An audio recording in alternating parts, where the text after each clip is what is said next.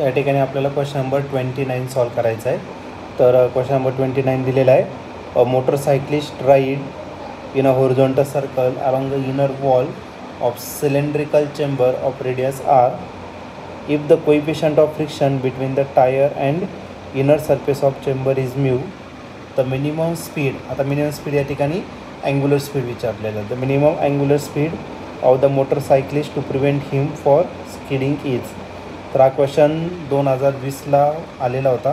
तर याचे 4 ऑप्शन आहे. First option √ RG divided by mu, second option √μ G divided by R, C option √G divided by mu R आणि last option √R μ divided by G.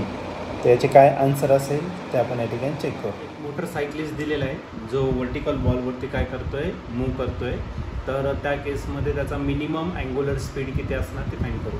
तर V minimum जर घेतला या केसमध्ये तर V मिनिमम फॉर डेथ वेल जर घेतलं तुम्ही त्याच्यासाठी असतं RG डिवायडेड बाय काय असेल तर म्यू.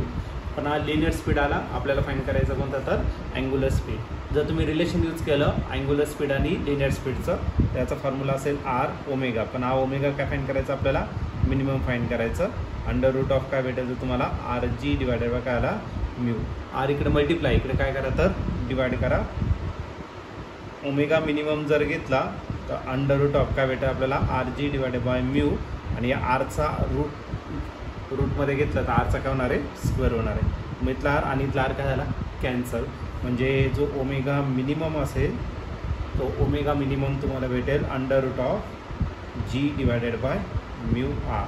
अँग्युलर स्पीड फाईंड करायचं आपल्याला आणि तो अँग्युलर स्पीड आहे G डिवायडेड बाय √μ R. तर हे जर ऑप्शन तुम्ही चेक केलं तर या ठिकाणी ऑप्शन नंबर C आपला मॅच होते. तर option number C is the correct option for this question.